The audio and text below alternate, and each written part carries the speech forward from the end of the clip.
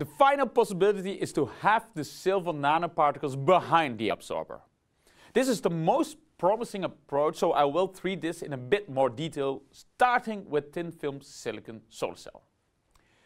In an NIP device, the solar cell is deposited onto a back reflector which usually has some surface texture to scatter the light back into the silicon. We developed a plasmonic back reflector which the light is scattered by plasmonic nanoparticles that are separated from a mirror by a transparent spacer layer. First, I will explain why the thickness of this spacer layer is an important design parameter. The spacer layer is the zinc oxide layer between the N layer and the back contact in which the silver nanoparticles are embedded. The plasmon resonance is driven by the total electric field experienced by the nanoparticles. In this case, it is the sum of the incident and reflected light. As illustrated here, for a wavelength of 600 nanometers, the superposition of those two waves sets up a standing wave pattern, indicated by the red line, with nodes and antinodes. If the nanoparticle is at the antinode, it experiences a double driving field, which means that the optical extinction cross-sections is then enhanced by a factor 4. An important thing to realize is that for another wavelength, the situation is different. For instance, let's look at a wavelength of 450 nanometers. Now the nanoparticle is located at a node, and so at 450 nanometers, this particle will have a very small optical extinction cross-section. We measured the absorbance indicated by the solid line and the diffuse reflective indicated by the dashed line of a back reflector with a 60 nanometer spacer layer thickness.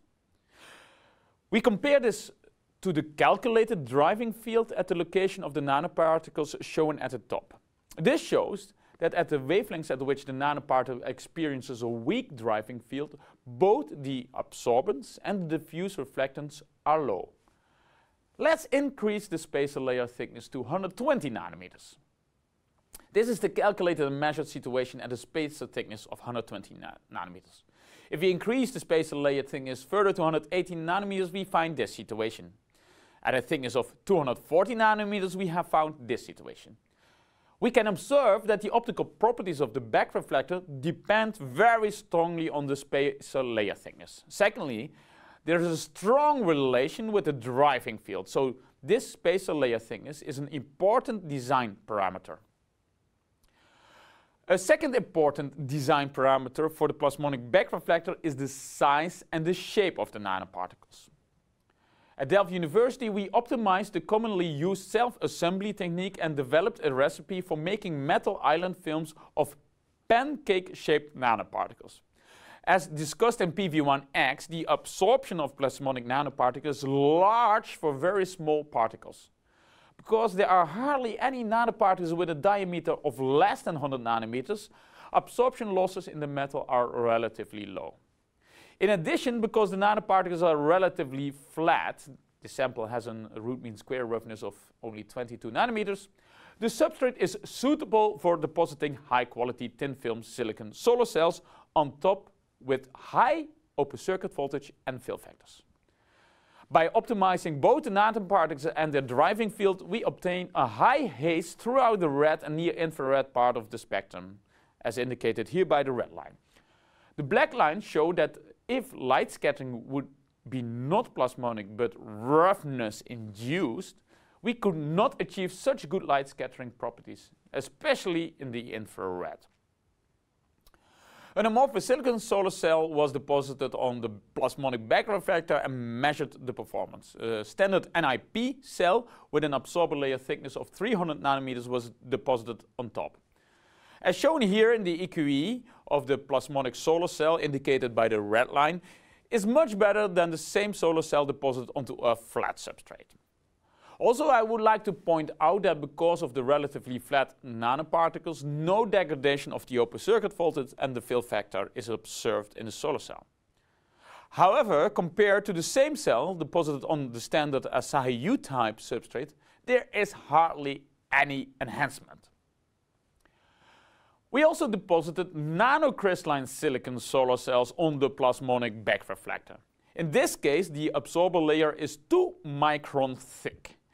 The red line corresponds to the nanocrystalline silicon solar cell with the plasmonic back reflector, and the black line corresponds to the nanocrystalline silicon solar cell deposited on a flat reference.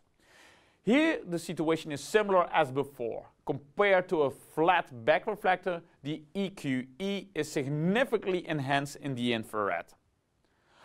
However, although these are the best plasmonic cells ever reported of this type, compared to a conventional textured back reflector, there is still no enhancement.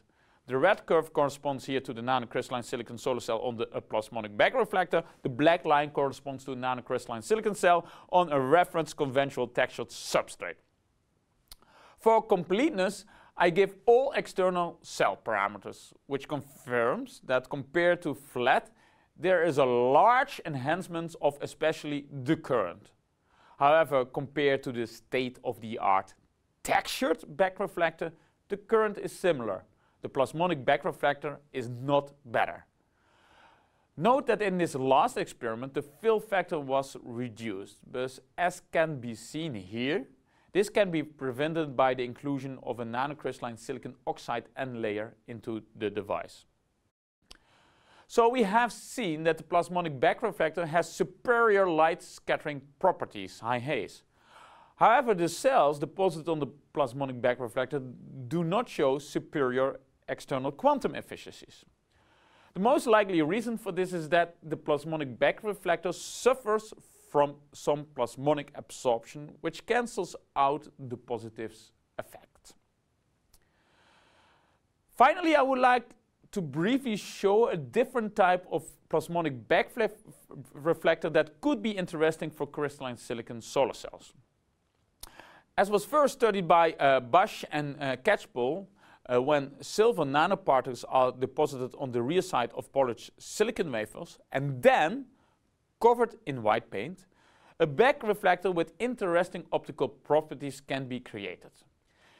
We investigated this optical system in more detail and compared 3 types of back reflectors.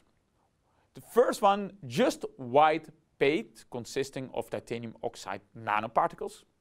Secondly, just silver nanoparticles. And thirdly, the combination of both silver nanoparticles and white paint, called the plasmonic white paint.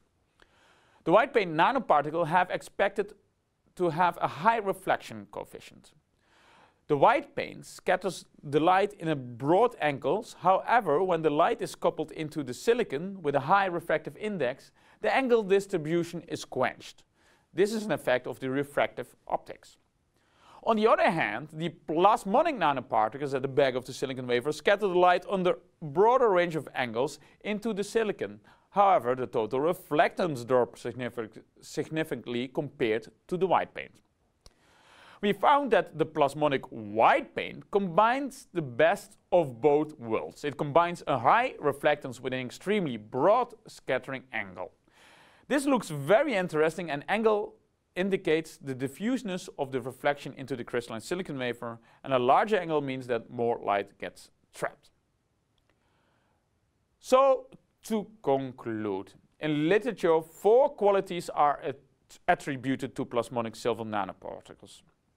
I briefly showed that the silver nanoparticles do not trap the light, but do the opposite. The anti-reflection effect does work, but it's not as effective as a simple anti-reflection coating. Absorption enhancements in the near field has several issues. Only the final approach of using the silver nanoparticles as scattering elements might be useful. For this, relatively large nanoparticles should be placed behind the absorber layer. I showed how this has been or can be implemented in thin film silicon and crystalline silicon solar cells.